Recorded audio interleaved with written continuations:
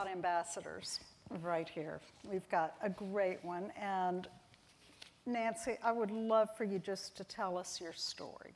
Sure. So we live in suburban Boston. My husband and I, college sweethearts. We got married. We had 3 kids, very active kids. Usually, you know, we were off to Pop Warner games on all-day Saturdays and hockey games at 4 o'clock in the morning, and really raised 3 wonderful kids, educated all 3 of them. The last one went to college and graduated, and they all moved out. Pretty typical story. One lived in Manhattan, one lived in Charlestown, and one lived in South Boston, which are the 2 hot places after you graduate school up at BC, up in Boston. And my husband and I were working towards retirement. We saw Florida in our future.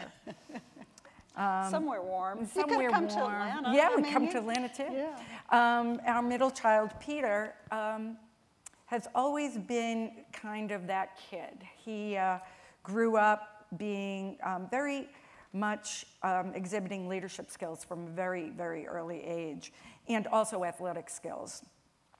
He was the kid that the other moms wanted their kid to rub up against. He was the kid that was elected president of the class.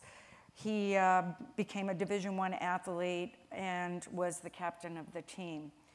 He was very inspirational his whole life. He understood what team meant, everybody working together towards a common goal. He knew how to face challenges with positivity and real passion.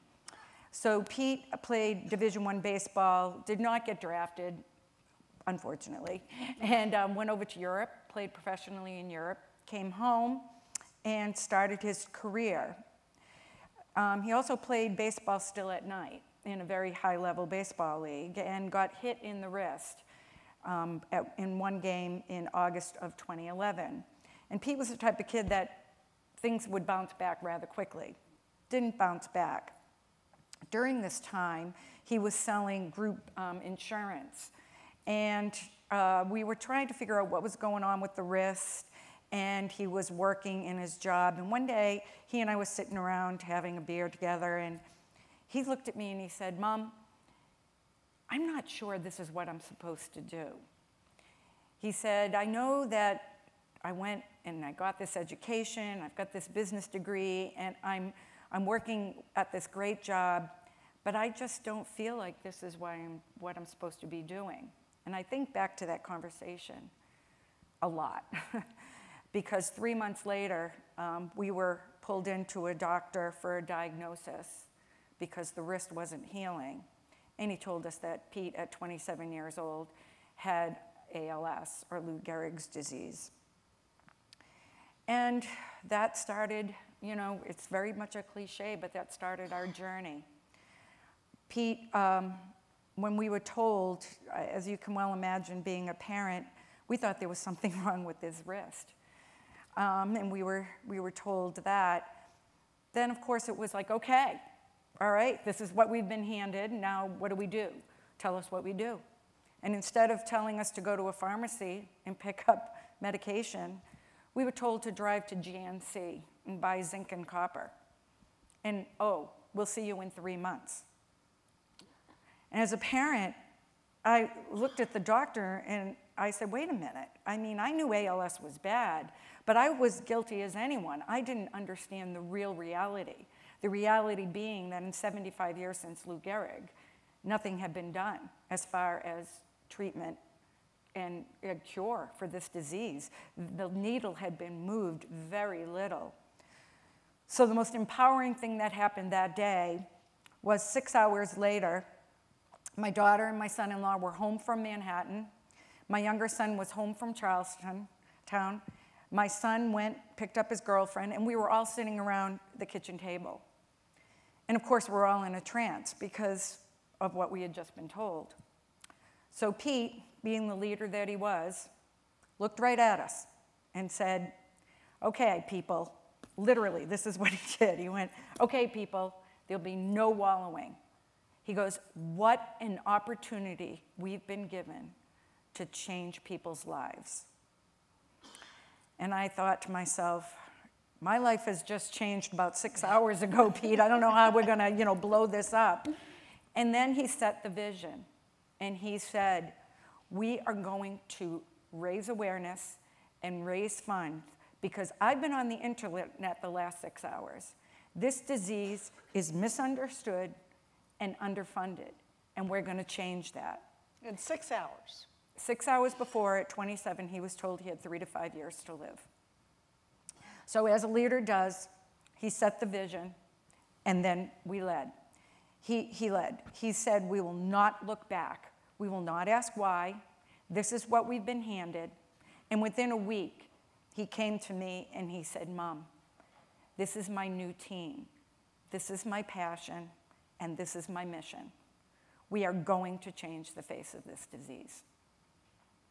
So how did y'all come up with the Ice Bucket Challenge? So the Ice Bucket Challenge is not an overnight sensation. What happened after that evening was Team Freight Train started to form.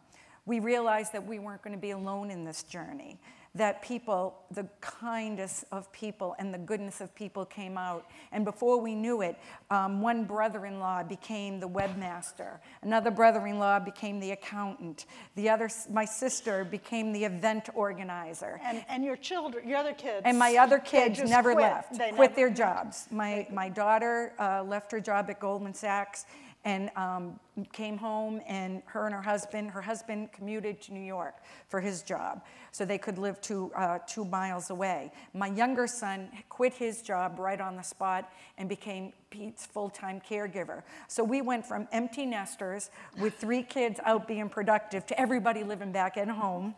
And as I said, we moved in a posse. We went everywhere together. But even more so, Team Freight Train started to take shape. And what it was is that this kid who had lived his life without fleeting friendships, he was always a good, kind person, no matter that he was the captain of the team. You know, kindness is one of those things, when you throw it out, you never know when it's going to come back to you. Well, all that kindness that Pete had harnessed in 27 years, and I do believe for our extended family, how we had lived our lives, all came back to us 100-fold, because everybody was lining up by our side and said, what are we doing, Pete? And Pete said, we're going to go after this thing. So for 2.5 years, we built this huge support system. And up in the Boston area, Pete became, you know, very much the forefront. And at Fenway Park, I mean, right? I mean, and so because he was a high-level athlete, he had friends that were in the professional ranks that all came to his aid. So we, for the past 2.5 years, have cultivated this Team Freight Train, which we had 3,500 page likes on July 27th this year. So prior to the Ice Bucket Challenge, we had that vision. We knew. And we had educated ourselves to what was going on in this disease. And that's why it's so appropriate for me to be here. When Russ was explaining to me that this was, you know, looking towards collaboration, I'm not a physician. I'm not in the medical community. I'm from the business world. And when Pete was diagnosed, the first thing we thought of, my husband and I looked at each other and we said, well, we're going to go back to medical school. If they can't figure it out, we are. We're parents. We're going to go back and we're going to figure this out. And then we realized we didn't have the time. So what could we do? We could educate ourselves and we could create awareness. We could network and we could get people to move all together in the right direction. One of the things that I learned very early on in the ALS community was the silos. There were a lot of silos in this community, and I made a name for myself right away. 3 months into the disease, I went to an ALS summit, and there was a panel going on, and just like today, most of what you all have been talking about has kind of gone right over my head, but the one thing I did notice was that the pharma company and the researchers and the clinicians that were on the panel were all kind of using language like, well, I do this, and I do that. And then they'd turn to each other and they'd say, oh, that's a really good idea. And I was watching body language. So Pete had given an impassioned speech to open the conference. And then after the panel, they asked for a Q&A, and I put my hand up. And I stood up and I said, "Hi, my name's Nancy Frates. I'm Pete's mom." And everybody kind of turned and looked at me. And I said, you know, I really respect everything that you're doing, because ALS is not an easy disease to work in. I said, and I respect all of you bringing your knowledge to the table. But in business, when we have a collaboration, we have action items. We have goals set. We have a flip chart that has everything on there for follow-up. I said, I don't see that. I want to know what's going to happen after you leave this room. And just like this, it was dead silence. And I realized I had talked about the elephant in the room.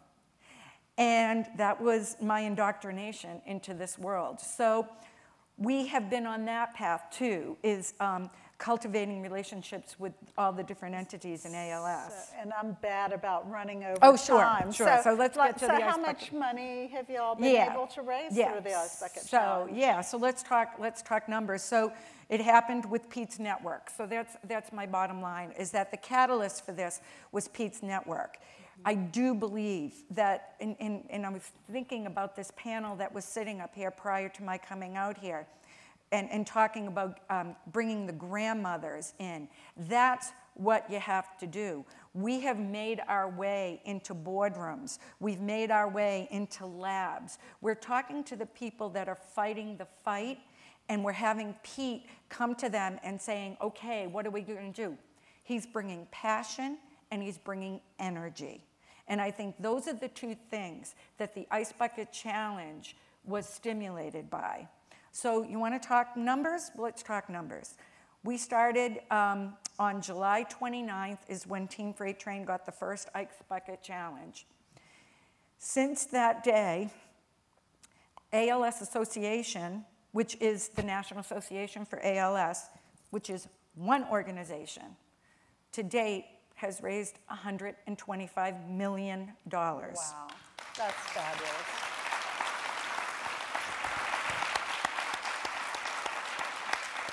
What's even more empowering is they have 2.5 new donors, 2.5 million in 4 weeks. New people that have written a check to ALS. 50% of those people checked the box off that said they want to stay and stay current with ALS.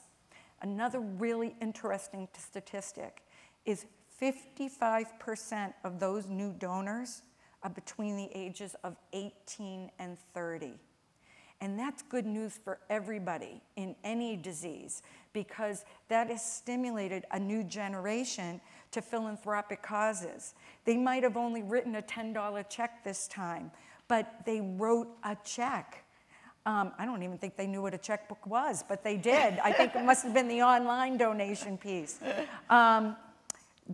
Right now, 150 different countries have posted Ice Bucket Challenge videos. Wow.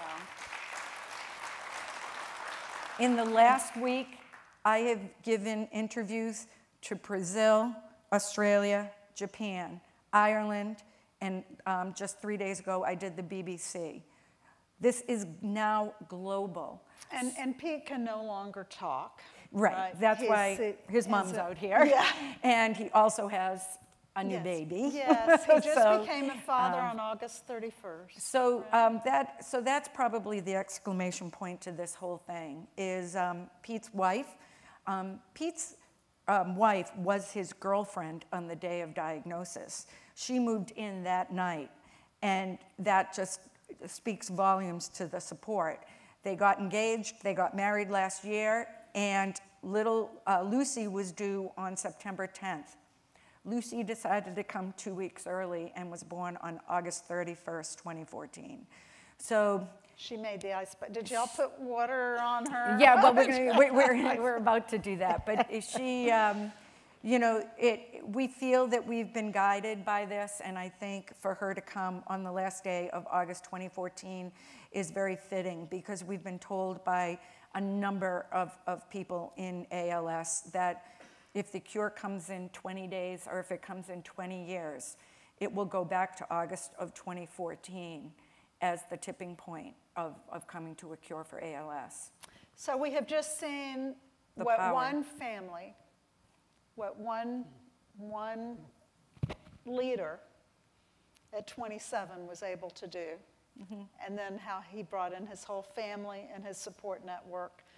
And $125 million later, $125 million to an organization whose annual budget is $23 million. wow. So let's give her a great hand of applause. Thank you. Thank you so much.